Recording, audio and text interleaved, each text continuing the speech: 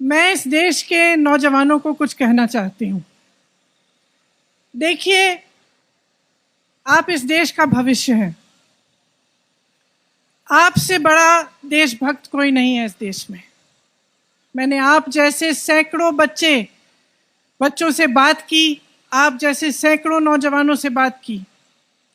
जब मैं उत्तर प्रदेश के एक छोटे गांव में 4 बजे सुबह गिरफ्तार होने वाली थी, तब भी मैंने सड़क पर जब देखा तो मुझे 20-30 तुम जैसे नौजवान दिखे जो सुबह सुबह 4 बजे आर्मी में भर्ती होने के लिए ट्रेन कर रहे थे, दौड़ लगा रहे थे।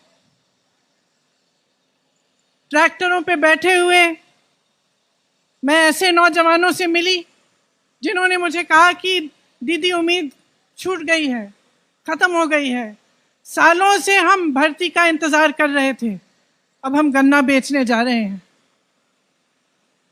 मैं आपसे कहना चाहती हूं कि आपका दर्द हम समझते हैं, पूरा देश समझ रहा है, पूरा देश देख रहा है।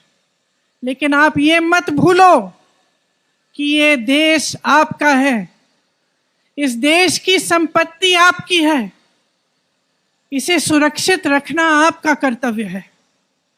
हम यहाँ सत्याग्रह पे बैठे हैं क्योंकि सत्याग्रह, सत्य की लड़ाई अहिंसा द्वारा लड़ी गई, अहिंसा के जो मार्ग पर चलकर लड़ी गई, उस लड़ाई ने इस देश को आजाद किया। इस देश को आजाद करके आपको सौंपा ताकि आपका भविष्य बन पाए। तो मैं आपसे आग्रह करती हूं कि परिस्थितियों को समझिए, आपके आसपास क्या हो रहा है, सरकार कैसे चल रही है, देश में क्या हो रहा है, उसको गहराई से समझिए। जो किसान के आंदोलन थे, क्यों किए गए, किसान क्यों जागे, क्यों सड़क पर आए?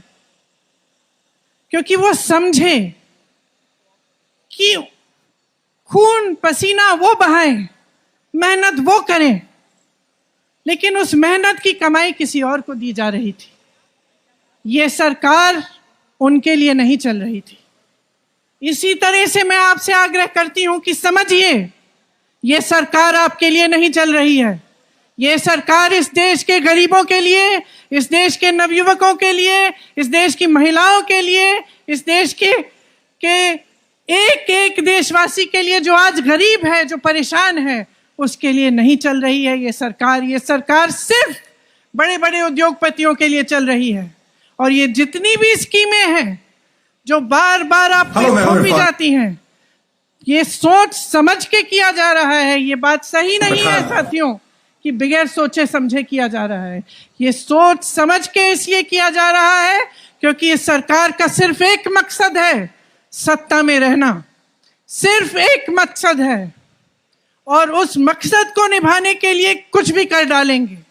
उस मकसद को निभाने के लिए वो जो बड़े बड़े सरकारी उद्योग थे, वो इन्होंने अपने उद्योगपति मित्रों को क्यों बेचे? आप बताइए, क्यों बेचे?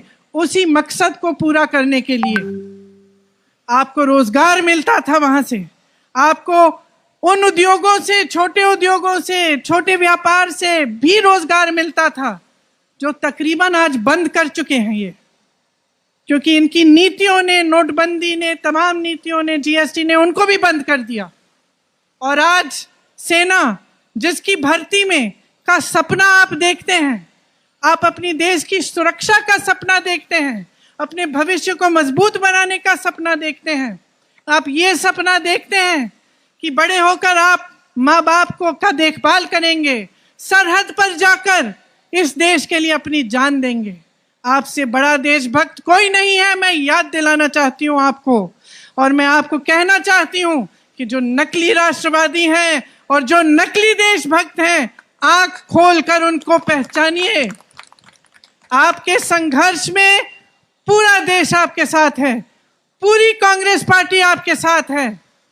आपने हरिवंश राय बच्चन जी का जिक्र किया, उस कविता की कुछ पंक्तियां हैं। कवि ने कहा है, वृक्ष हो भले खड़े घने, हो घने हो बड़े, एक पत्र छा मांग मत, मांग मत। वृक्ष हो भले खड़े, हो घने हो बड़े, एक पत्र छा भी मांग मत, मांग मत, मांग मत। तू न थकेगा कभी, तू न थमेगा कभी, तू न झुकेगा कभी, कर शपथ, कर शपथ, कर शपथ। इस कविता का नाम आपने एक ऐसी स्कीम को दे दिया है जो इस देश के नवयुवकों को मार डालेगा। ऐसी स्कीम को जो इस देश की सेना जो हमारी देश की सुरक्षा करती है, जिनके सारे तमाम जो यहाँ पे भी आप खड़े हैं, आप सरहद पर जाकर सुरक्षा करते हैं, ऐसी स्कीम है जो इस सेना को खत्म कर देगा। आप इस सरकार को पहचानिए, इस सरकार की नीयत को पहचानिए मेरे भाइयों, मेरी बहनों। लोकतांत्रिक तरह से शांतिपूर्वक, अहिंसा, सत्य के मार्ग पर चल के इस सरकार को खत्म कीजिए, इस सरकार को गिराइए। ये आपका मकसद होना चाहिए कि आपके देश में एक ऐसी सरकार बने जो सच्ची देशभक्ति दिखाए, जो देश की संपत्ति को सुरक्षित रखे, जो देश को आगे बढ़ाए, देश के गरीबों, नौजवानों को आगे बढ़ाए। इसीलिए इस मंच पर खड़े हुए मैं आपसे आग्रह करती हूं कि जो भी आप प्रदर्शन करें, आप शांतिपूर्वक करें, लेकिन आप रुके नहीं, आप थके नहीं। ये आपके अधिकार है, आपका देश है, इसको सुरक्षित रखने का कर्तव्य आपका है, इसके लोकतंत्र को सुरक्षित रखने का कर्तव्य आपका है। इस कर्तव्य को निभाने में कांग्रेस पार्टी का एक एक नेता, कांग्रेस पार्टी का एक एक कार्यकर्ता आपका साथ देगा।